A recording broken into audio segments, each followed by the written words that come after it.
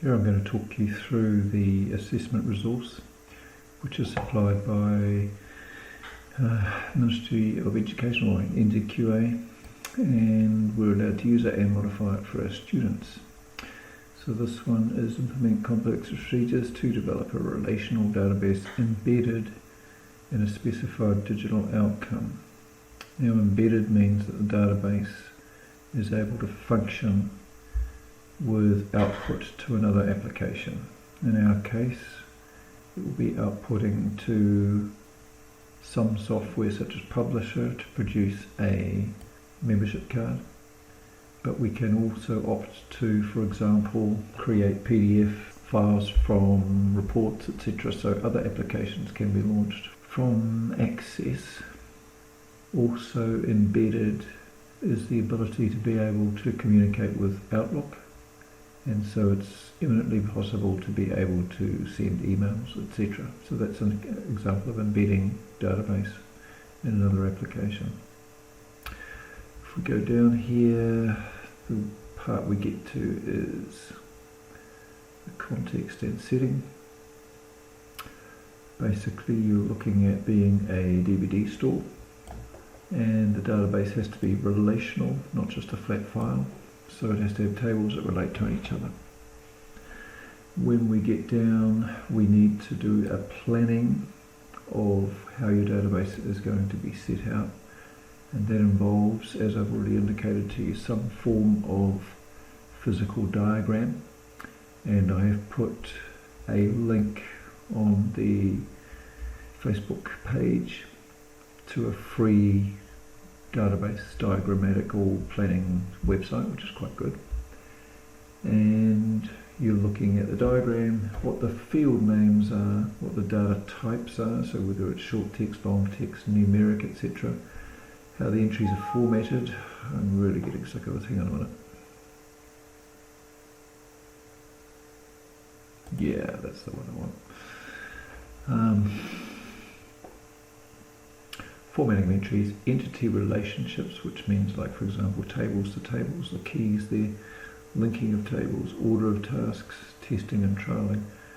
Entity relationships, it also talks about the entities might be a report or a form and how they relate to particular tables. The task requires students to implement complex. If you were level 1, it would be basic, and level 2 would be advanced, but they consider you guys to be able to do complex procedures to develop a relational database embedded into an outcome using another application. So it just means another bit of software that runs from Access. And they've said the example, membership card, automated email to clients, and it's quite easy to do both those. All students could produce a similar outcome following a common set of specifications. So that's what we've got here. Create the specifications for the outcome in discussion with the class, and or allow individual students to negotiate a variation of the selected outcome. So in other words, if you have other ideas which you think may still fulfill the requirements of the standard, and the standard is within this document as well, then see me about that and I can look at it and improve it, hopefully. Now we're ready to go down here. We're looking at making sure you follow a planning process to create and design. Sorry, other way around. In the real world, what tends to happen is you start off with a design that's in your head. You begin to create it, and then as you're creating it, you're thinking, ooh, I've just discovered something else, and my design needs to be updated. So in the real world, there is tie-in between these two and a bit of backwards and forwards. And I will not let you get away with just creating it and then backwards to design it. You really have to give some thought at the start. And if you don't do that, you'll just sail on thinking you can create the most amazing database, but you will back yourself into a corner because the structure of that database will not allow you to extract the information you're going to need. So there has to be some thought beforehand to how you're going to structure your tables, your queries, your reports, and perhaps even any macros before you even begin. Software techniques, yes, definitely Access provides you sufficient scope. as well as the Outlook or publisher for your card, etc. There's definitely sufficient scope in the software we've got. You're given guidance on data integrity. Really, what that means is I should not find any mistakes when I come to market. There should be no one with double entries. There should be no one with details on one form being different to another or to another table. And you're going to have to, as you go through this, as you're making it, you're going to have to test that the data is actually correct as you're going. Let me get further down here. They will need to apply to their work, so you definitely need to have testing procedures. Basically, I would want to be able to come over to your finished, or should I say tested by you, software, your database, and I should be able to enter with the right procedures, new movies, new customers, do a new hire, do a return, and I should see all of the updating happening to the relative tables. So there should be a customer hire and a movie hire, a hire ID. So in other words, on the movie I should be able to call up somewhere and see that yes, Gone with the Wind was hired at 3 o'clock today by John Smith or customer number 72 or whatever. And that movie should be able to be tracked, and you should be able to see a hire history for that movie and a hire history for that customer. Alright, students should determine their own fields for the relational database and test it sufficiently with data entry. So as I was saying, put a new customer in, new movie, and the production of outcomes, membership card, email notifications, various reports required for the work of staff and the business owner. I'll cover those a bit later, ensuring that they operate as planned. Test data, yeah, DVD titles. Now I've given you this, you've got the DVD titles, you're going to add some 2015 to it. I've already got 2014, 13, 12, etc. right back to 1942. Genre, length, actors, producers, members, names, I've got all that. The other thing that I will be giving you, or I should have given you already, is the suppliers. There's only 5 of them, but I want to be able to see that that can be updated to 6 through a special means which is passworded or something, so that only the boss or the manager could do it. You're allowed to go together as a group to discuss issues that relate to database design, and you're allowed to make your own decisions about it based on the discussions of the group, but they're not to be a group specification, group design. So basically we can have discussions in class or discussions online about the types of tables or types of things you could incorporate into reports or queries, and that's fine, but they're not a specified, I want this, this and this and this. There should be, each individual person should have different approaches to this, and there are a myriad of ways of doing this. So here are some things that we could discuss. How will you implement age restrictions when some kid looking pretty young comes to get a dodgy R18 out? Yes, your staff will query them, but how will you know? So there should be, I would say, a method of when you enter their card number or whatever it is, a membership number, there should be a flag for how old they are, based on today's date, based on their birthday, and some sort of calculation there. No, they're not 18. Pricing, I would say obviously new releases will be dearer than old ones. Categorizing, we've already got genres which have been given to you. I would also say that rental periods will be different for a new release, as you would know if you've been to a DVD store. Overnight is new release.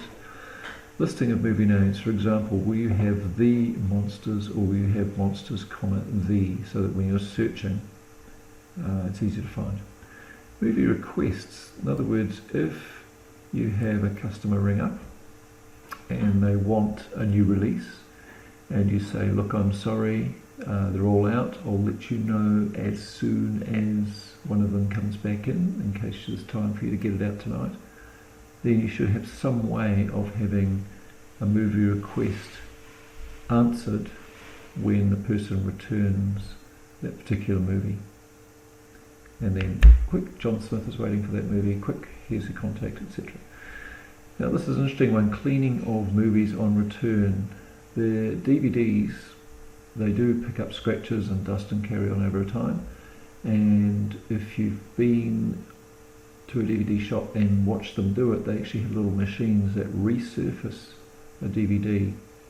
One of my students a couple of years ago designed a calculation so that every 10 times his DVDs were hired, when that DVD was returned on the 10th time, a little flag would come up and say resurface DVD, just as a matter of course.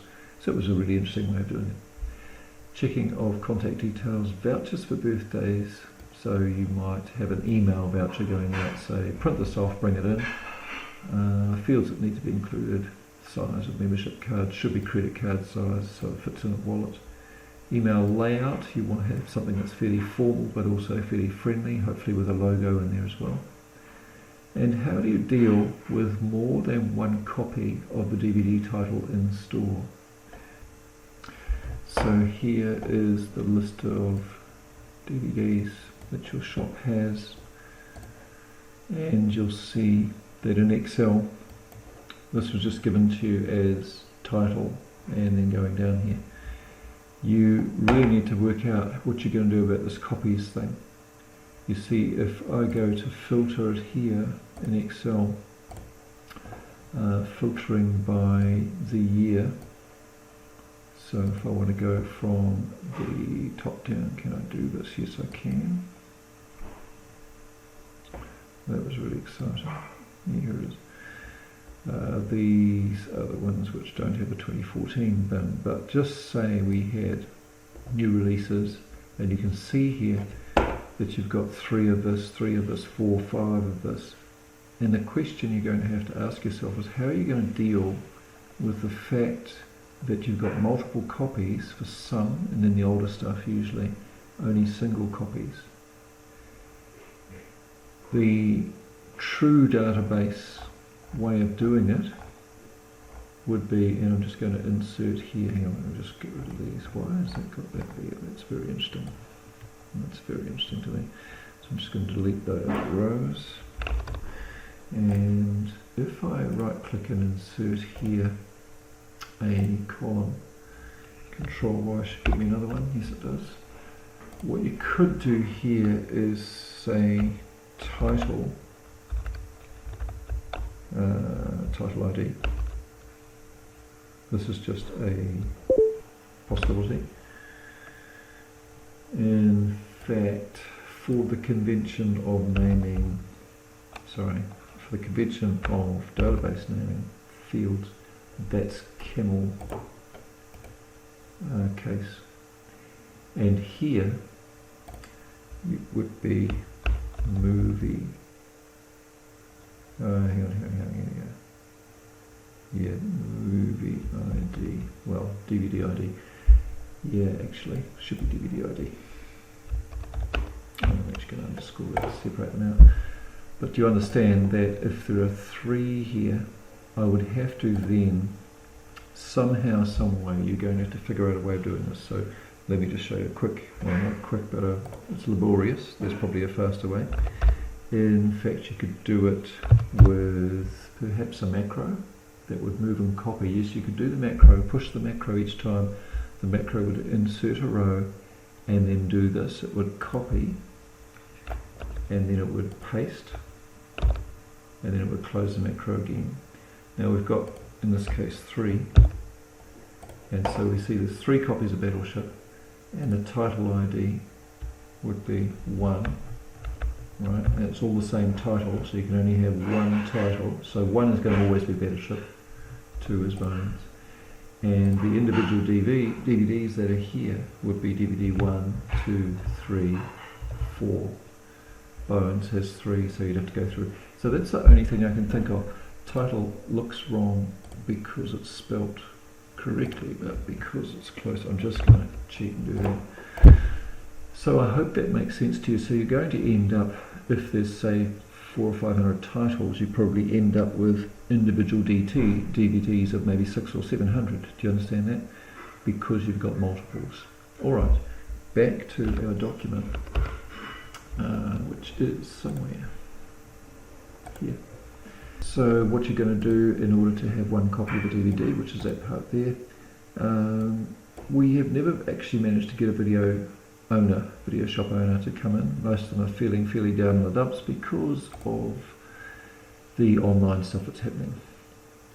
Alright, group discussion, that can happen in class but also online. A lot of you I see are already looking at what the stuff we've put in the group, and that's definitely going to be helpful. And of course, happy to answer any email questions or online questions there too.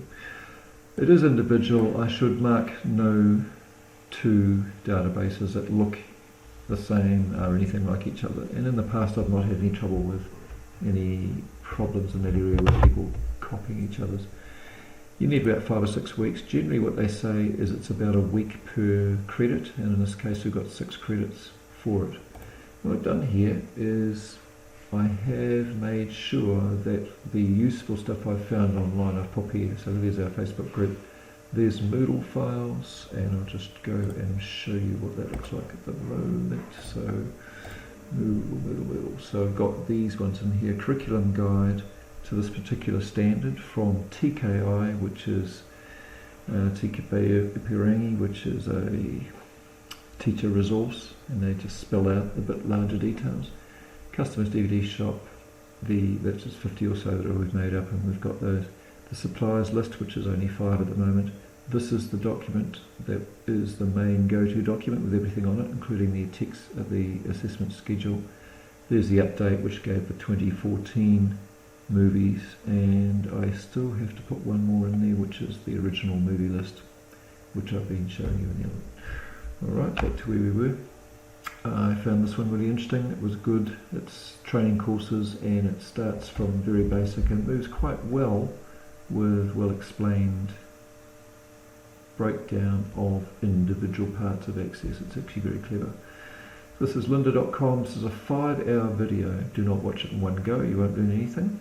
But if you are watching it, I would make a note of the times where different subjects are. Even if you don't take it in all at once, I would watch it, over a couple of days. Take a note and then say like at 45 minutes, 30 seconds, it's talking about such and such, such and such. Just have a little spreadsheet perhaps, go down with the seconds and the topics, and that way anything you get stuck on later on you can quickly refer to.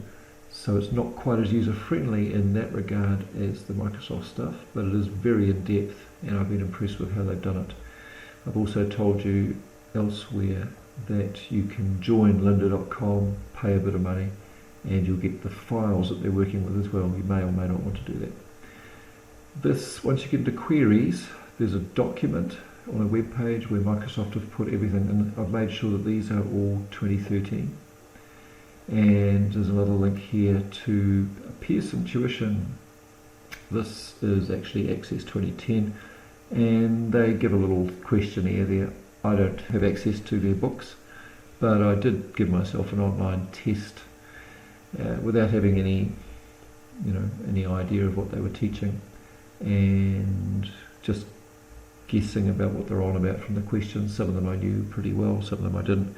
I got just under 80% without having any learning, but I saw what they meant by their answers, so you might want to have a go there. When you think you've done queries, you think you know about, jump into this, give yourself a test, see where you're at. And down here we've got a few additional bits of information. This is now talking to the teacher, and it says how I'm required to judge it and how to mark it. So you step up from achieve to a merit using this indicator: independence in decision making and accuracy in design and construction. So even though you might make independent decisions about your table structure, about your queries or reports, about how you do your macros, you may have very poor design.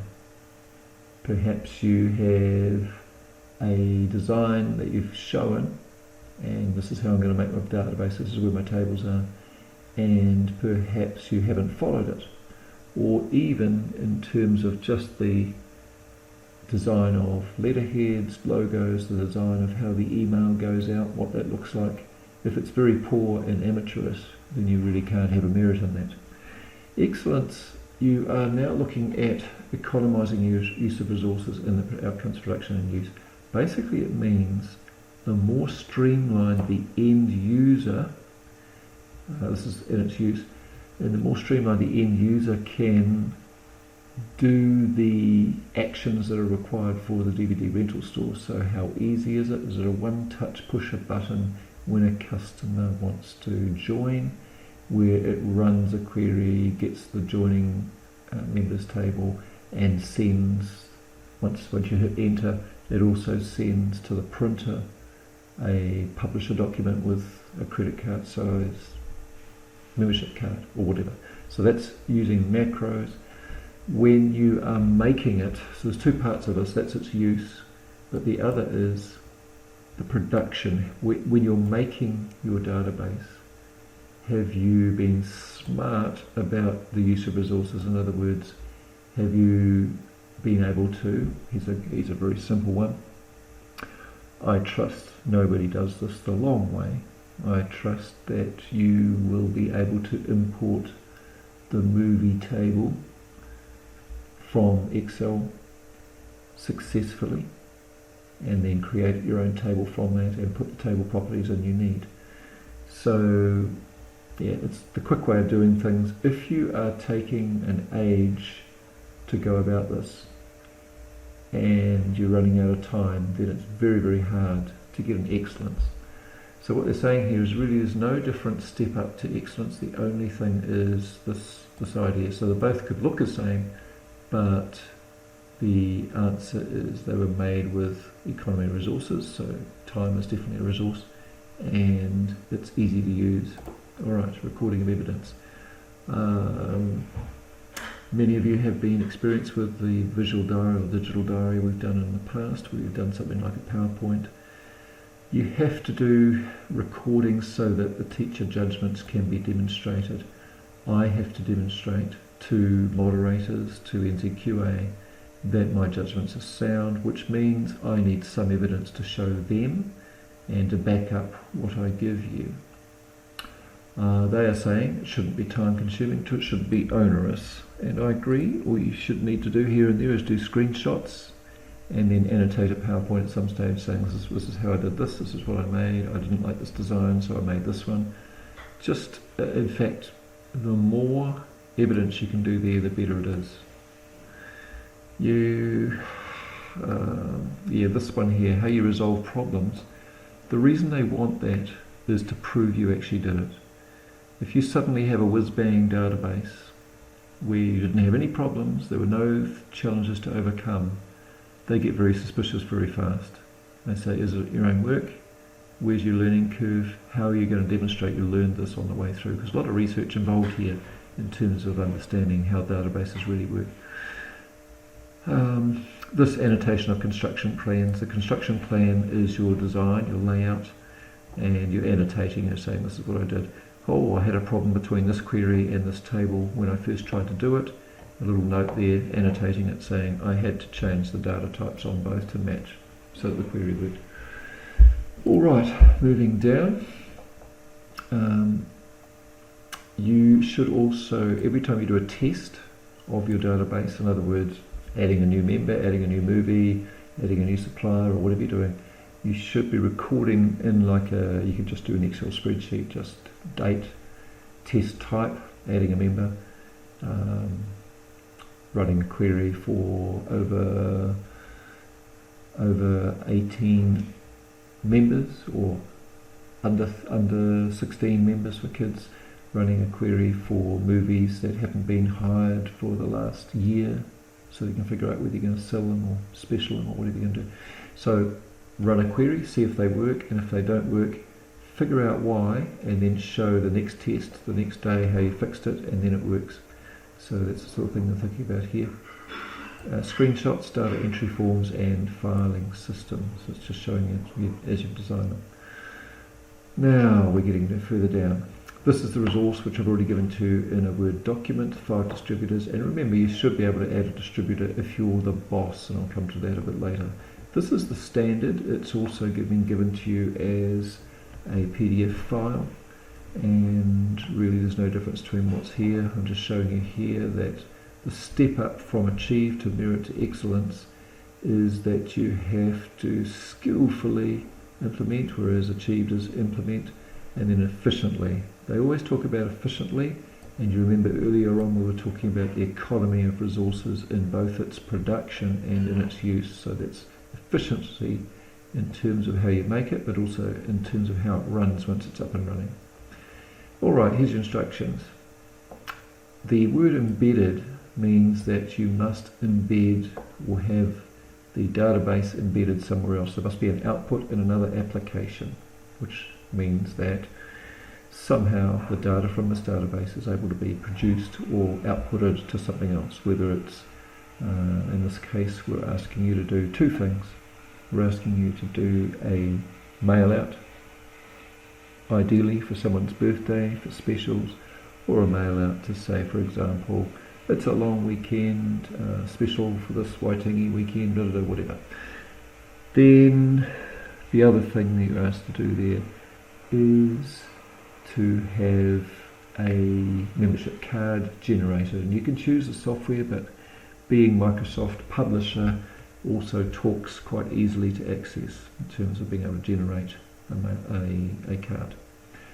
5 or 6 weeks, we know about that. As you work on task, keep a record, yes, we know about that. Here's your scenario, I'll let you read through that. It's just a way of getting you into the thing, and they give you a scenario there. When it says see student resource A, it has detailed specifications of the database system required, and it says about it here that you have to meet the specifications in resource A. So we'll go over that in a bit. So you need to be able to create forms, instructions for the users. That's interesting to know. You should have some sort of on-screen guiding. I mean, I'm not talking about very lame stuff like click here, but I think there should be labels and the naming conventions which make it fairly obvious what you're doing with each table or query or form or whatever. Shortcuts such as macros, if you've got a new staff member and they don't know their way around, maybe the macro button should be having a clear label, add member or whatever you want to do here.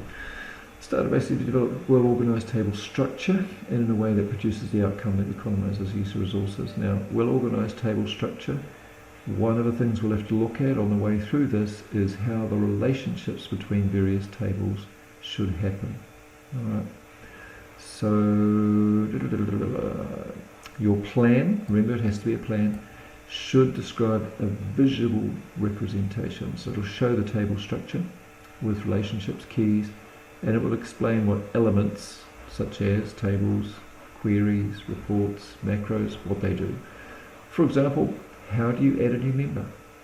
And there is a type of query called an append action query, and it can actually modify a table.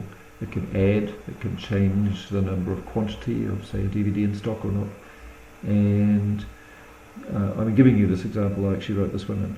How a new member is added by an append action query that also prints a membership card in Publisher using a macro. So that's a fairly involved one. This is certainly advanced. If you can manage to do that with one click, you will be on the way to something like an excellence if the rest of your database also lines up with the excellence criteria. We have done this. We've given you a spreadsheet of information for distributors, and it says test as you go. I've already said that you should be seeing how your new movie is added and whether it's added with an auto number for the individual DVD or an auto number for the title. Final submission. I've given you a hand-in folder on the T drive. It'll be DGT hand-ins, and Y13 will be there, and I'll have all your names in that so that when you hand it in you can go open your name folder. I'll know that all the stuff in there is yours. You need to include all your documents below. First of all, what have we got here? Data that's linked to your final outcome. For example, a form used for your database query results. That's easy enough. That's going to be within your database.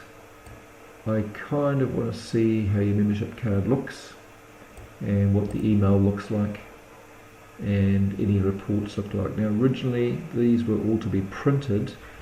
I'm really not a fan of you guys having to print everything, So perhaps we might look at doing screenshots and putting that into your PowerPoint that you give me, your visual diary, so I can see the size of your membership card, make sure it's actually credit card size, that's a pass-fail.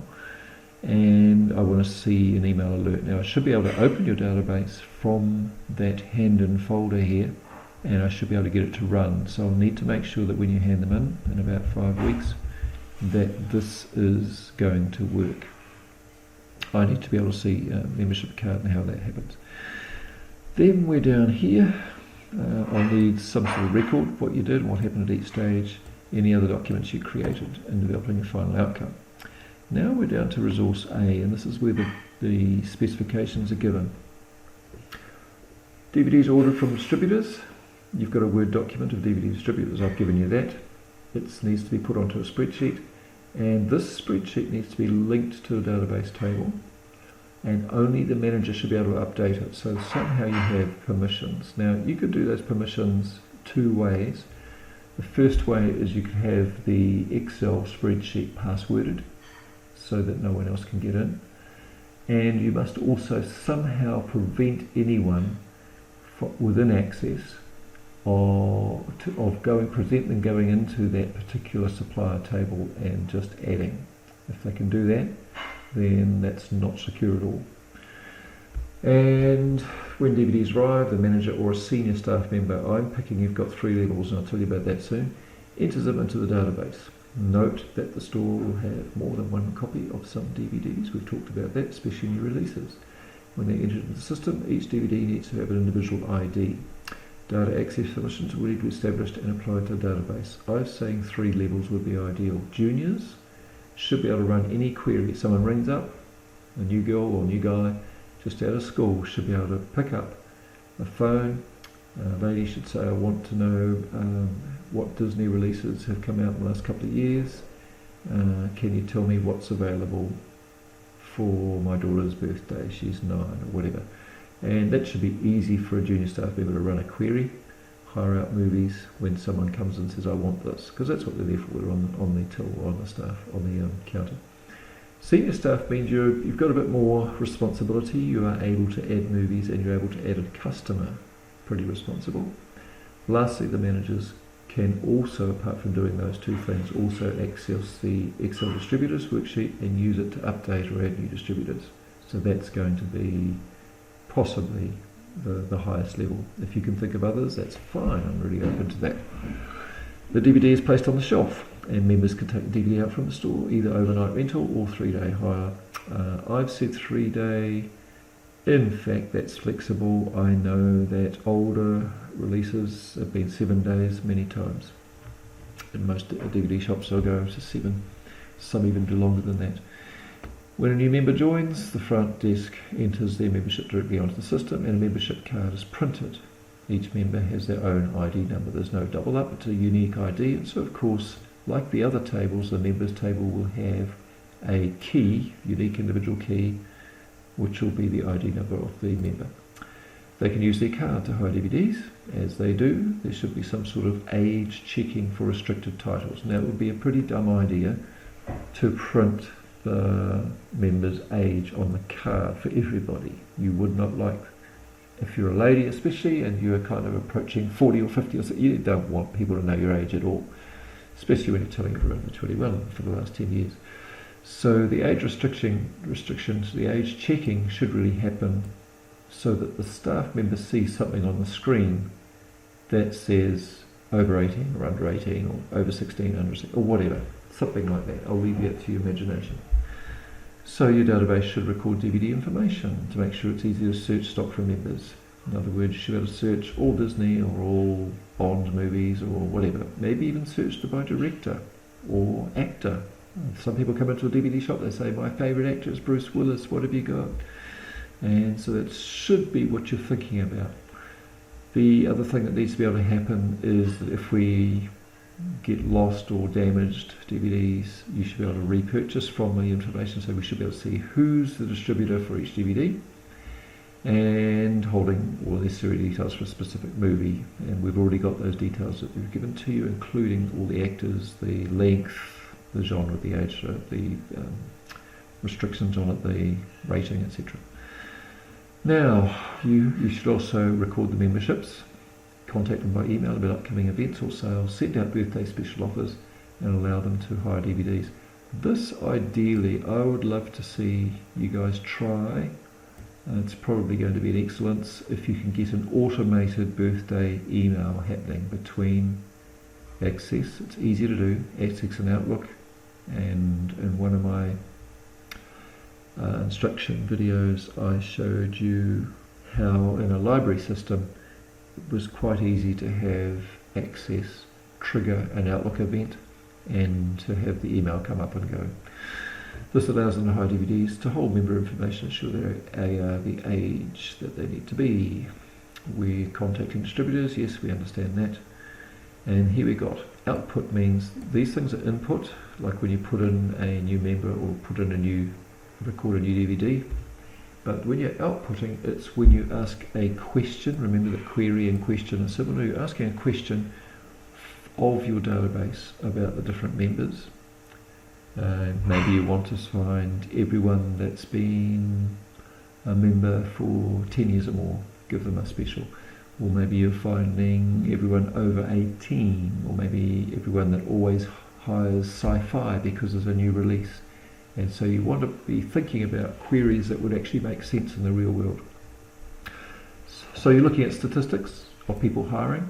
I would say if you've got inactive members, you want to be flagging them and saying, hey, trying to entice them in somehow. Or if you've got inactive DVDs that are just sitting there not hired, you need to know about that. You need to be able to query, how many DVDs have I got sitting on my shelf and they cost me money and they're not making me any money, they're sitting there. So if you've got a DVD that's not been hired for, say, I don't know, 100 days, it's over 3 months, or maybe 200 days, it's 6 months. No, it's not. 6 months would be more, oh yeah, it's over 6 months. So if you've got that sort of thing happening, you should be able to call them up and then action something based on those things. These reports could be requested by the owner. In other words, a list of users per age category, the genre of DVD they hire, and in other words, to guide the owners purchasing what DVD genres are making me the most money, are getting hired the most. So therefore I'll keep on buying lots of those genres. In other words, it might be a retirement area, as Orewa used to be 20 years ago, and I guarantee lots of the documentaries and lots of the nature programs or whatever would be hired, whereas not too many R-rated and not too many action or whatever. Inactive customers we've talked about. Lost or damaged is something it'd be good of you guys to think about, how you're going to deal with that. What do you do if there's a lost, and how do you flag that, and what are you going to do in terms of replacing? Dormant means that a DVD title has not been hired for a long time. Daily report, this is always very important, I know, because I used to have a little bit to do with a DVD shop that was next to me when I had a shop. I had a music shop, and every morning the owner would come in, probably about 11 o'clock, because they're open quite late, till 9 or so. They'd come in, they'd unlock the door, they'd walk around to where the movie return slot had a basket. They would scan or enter in every DVD that was returned, and then they would scan and return them, and then they would print a list straight away of all the DVDs that were still out where no one had returned it, so overdue. And then straight away they'd get their phone numbers from that list and showing on the screen or whatever, and they would start ringing saying, hey, where are you? How come you haven't returned it? There's a fine, there's a whatever. Then we go down to inputting membership and DVD information with forms. And this part here, it's input membership and DVD information via forms or append update queries. And just to give you a heads up here, it is possible to use a form-based query. Just so you know, the two are not necessarily always separate.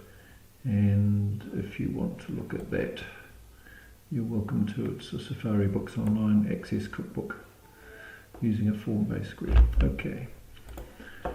Where are we here? Link a membership card to the database so it can be updated and printed when membership details are changed. So in other words, someone might change their phone number, or I don't know, get glasses so the photo's different, whatever, if you're having photos on.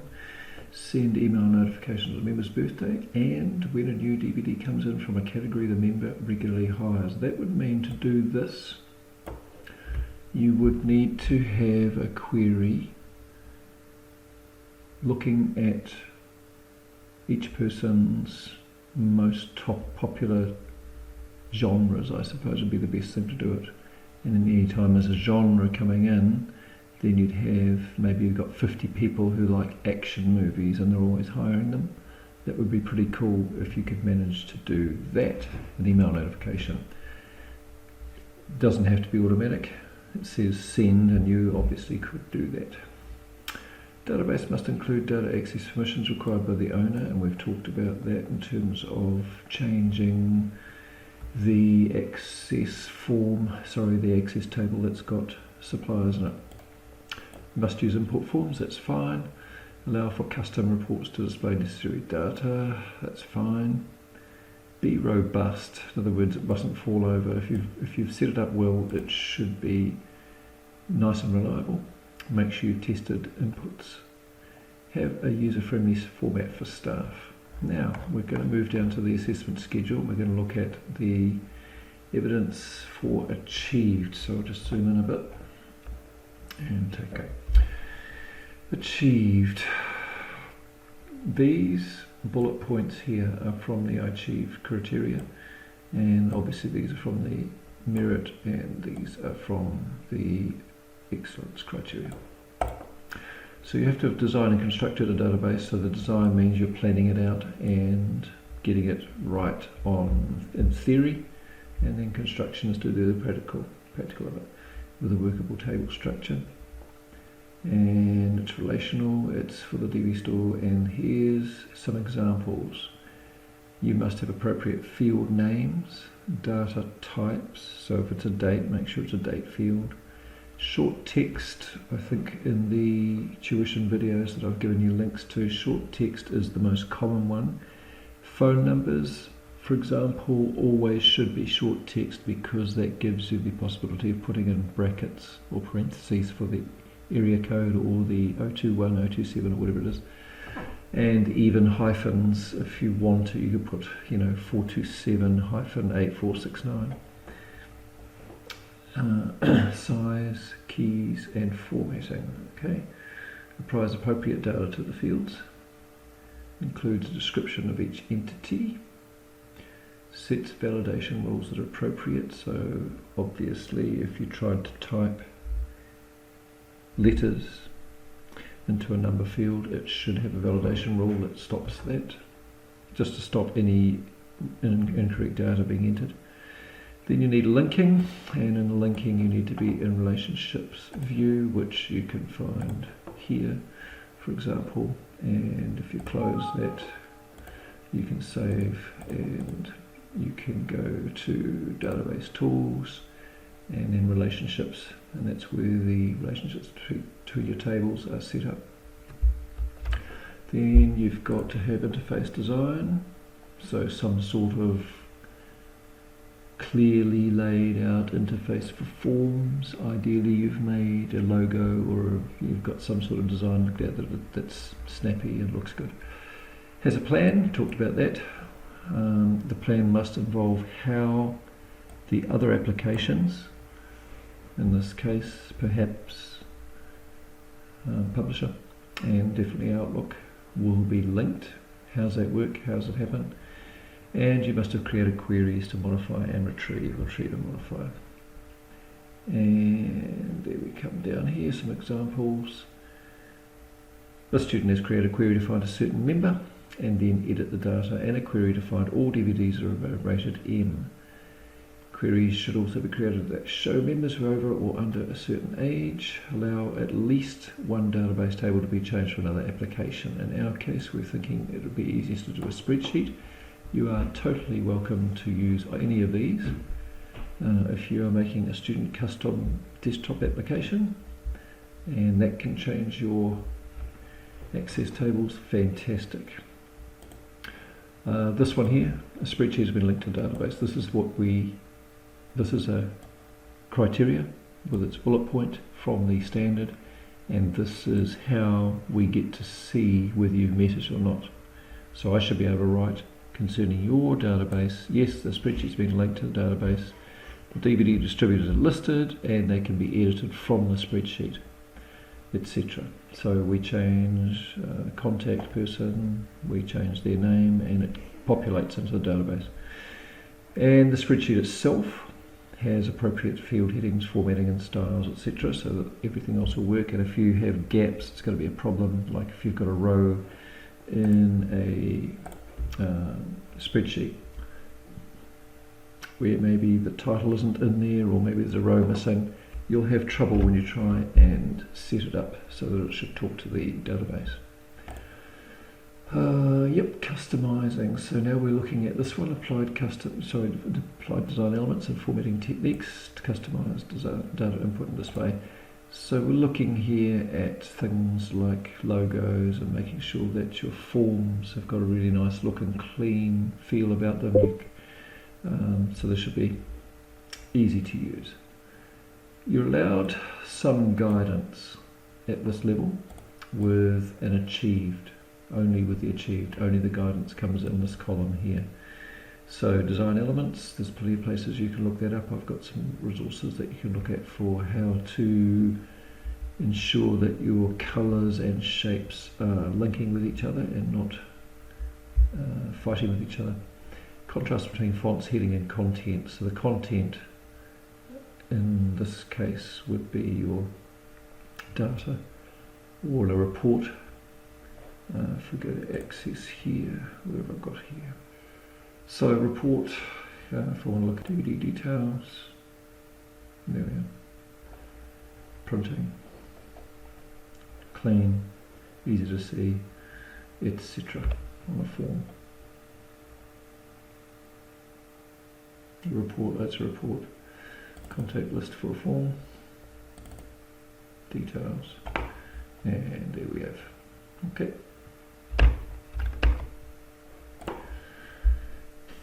Membership card, simple layout, has shown some formatting. Complex layout would be the next over here somewhere. Appropriate form has been customised and created for the data input, staff input forms we use. Membership, formatting layout of the form has been customised by the student. For instance, fonts changed, sized field entries and order of field reports have been used to output information from multiple tables. Now, that's important. Don't just do reports from one table, and see if you can do a report which brings simultaneously if you can. You can still get away with lots of reports here individually from single tables, but a report can actually have a multiple table source. Lastly, applied data integrity and testing. Obviously you need a testing log, and through here there's plenty about what that means, and permissions must also be applied to the outcome. So referential integrity, making sure that there's nothing in one table which is not changed at another table if it's on both.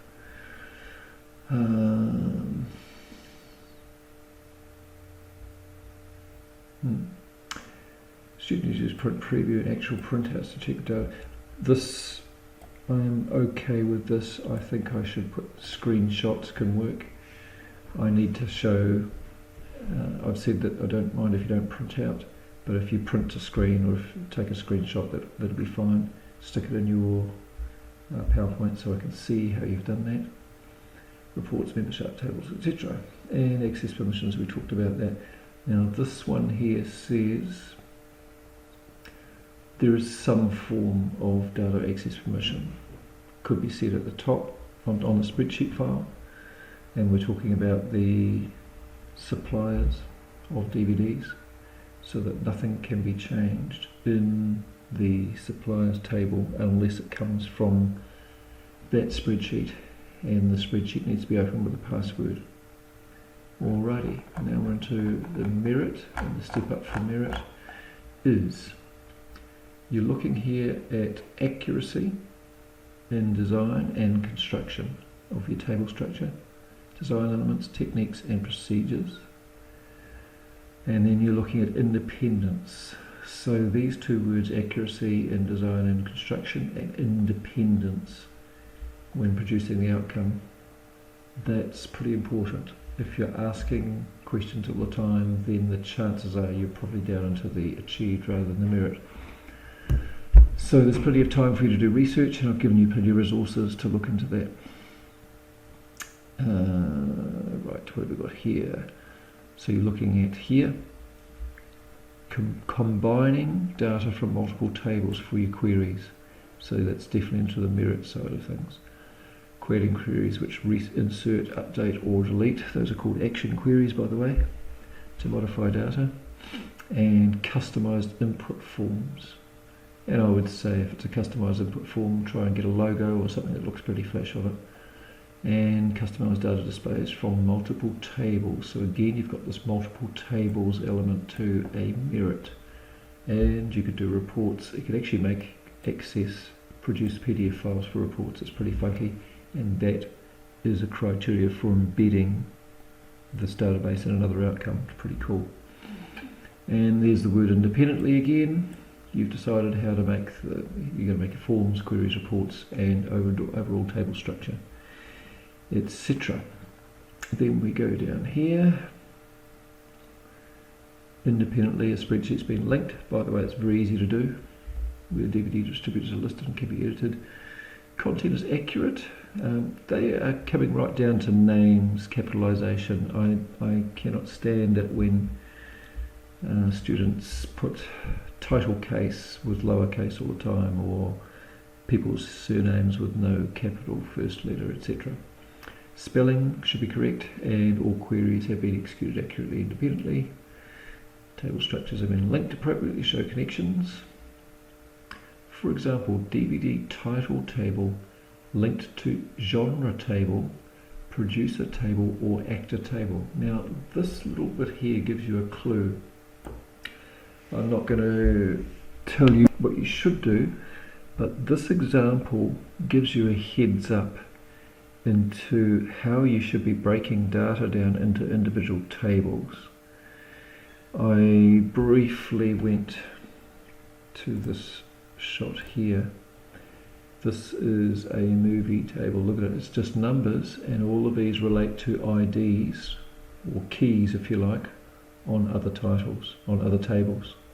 And that's an efficient database. Within tables, appropriate fields, headings, yes, student independently applying design elements, and accepted codes of practice for design, styles, alignment, contrast, repetition, etc. And you should be able to see that in evidence of what you've done. And you've looked at some testing, you've chosen a way to do it, and you've checked such things as these: accuracy of database input, auto-checking email membership card embedded, membership card has been printed and merged correctly. Obviously it's taking the merge details from the fields for name or address or whatever else it is. And you obviously are going to check that all the under 18-year-olds that you send a particular query to will actually work, and you actually get all the people who are under 18. And the form that you use is filled in by staff easily and allows easy input to that database. Student accurate applies permissions. Yes, permissions to database. Membership form should only be able to be edited by staff. The DVD stock will not be edited without a password once it's been entered to prevent junior staff deleting or changing by mistake. I've amended that. That's a nice way of saying you've got someone that's just come to work for you. You don't know who they are. They're on trial, and they really like certain DVDs, and you don't want to come along a week later and find a whole bunch of DVDs have been taken out of stock and they're no longer in your shop, and somehow someone's been able to delete them off a database so you couldn't tell, and you do a stock take and you think, hang on, where's those 20 or 30 DVDs? So that's a pretty good idea. Now we're going to page up and look at our excellence. Right, for excellence we are looking at designing and constructing a database with well-organized table structure. This criteria here, elimination of redundant data means you're not putting stuff in it which is redundant or useless or not effective. Then you're looking at effective data validation, which means there's no chance when you go to enter something of getting it wrong, because your fields will click up and say, no, that's a letter, it should have been a number, or that's not a date, you need a date, or those sorts of things. Effective use of data properties. Now this one here is producing it in a manner which economizes resources, and we talked about that earlier. Input as well as macros and buttons, so that when you use it, remember further up it talked about creation of it in a manner that economizes time and software resources. Now they're looking here at the way it's used. So you should be able to click a button and have a macro run in the background, and a lot of things happen that would save you maybe 20 clicks or something like that. Independently again, designing and producing, which meets the specifications, and we're looking here similar stuff, multiple tables as the merit, and same thing, same thing, same thing. So it's all the same as merit there, and in fact a lot of this is almost word for word the same.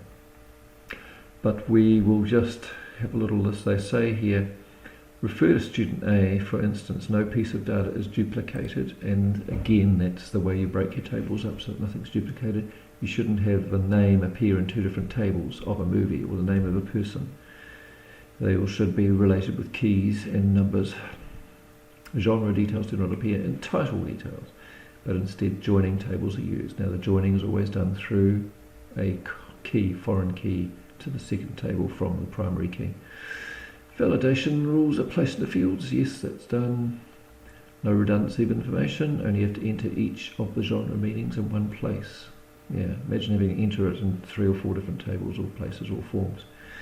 There's no inconsistent data because there is only one place to enter the data, and this will be updated throughout the database. That is pretty cool. If you're entering something in a form, the whole database should populate with the data that you're putting in that one form. Anomaly means mistakes or things that don't look right or don't work right. There are no insertion anomalies. It is possible to add a new piece of data, such as a DVD title, without having a new member. There are no deletion anomalies. If a DVD is taken off the file because it's damaged, all genre information still remains the same. Alright. Data properties, the most effective, primary keys, yes, yes. Foreign keys have lookup columns applied so that when entering data it makes sense to the user. I know one of the videos I saw today has that, where you go to enter some data and you've got a plus, little drop down arrow, and there, instead of having to type it in manually, there might be only say 4 or 5 choices, such as a genre or such as a rating. That would be a drop down box on entry. That's all they mean. Where else are we? Shortcuts have to be used on the form to navigate around the form. Yes, that's nice. Locate any data. Add new records, yes. To help them user navigate around the database, macros have been used to link specific queries. For example, when a list of under 18-year-olds is required to be printed. On the new membership form, a membership card can be printed straight away with the click of a button. That would be, as the member is standing in front of you, they've given you all the details, you've typed them all in, go enter or click the button and it will just print rather than having to go to another program and order it around. The student is logical in the process of setting up a database, minimal trial and error, and resetting of tables as the requirements have been thoroughly thought out. What they're saying here is that your planning is so good and your understanding of tables is so good that you didn't have to reconfigure them. It was obvious that you had looked at the options first and you'd gone with a good option, and away you went. Teacher observed the student was seeing their work, that data modelling, planning, thinking through the data fields, making sure they were most useful for the end user, including the use of primary keys, links between the data, and therefore between tables. There was a continual analysis and thought by the student as they delivered the outcome. And as I said earlier on, as you're analysing and as you're developing, it may be that you come back and you alter your plan, and I'm okay with that as long as it's not a major reshuffle, I think. That is everything. Lastly, there's this little sentence they always put at the end of these documents. Thank you.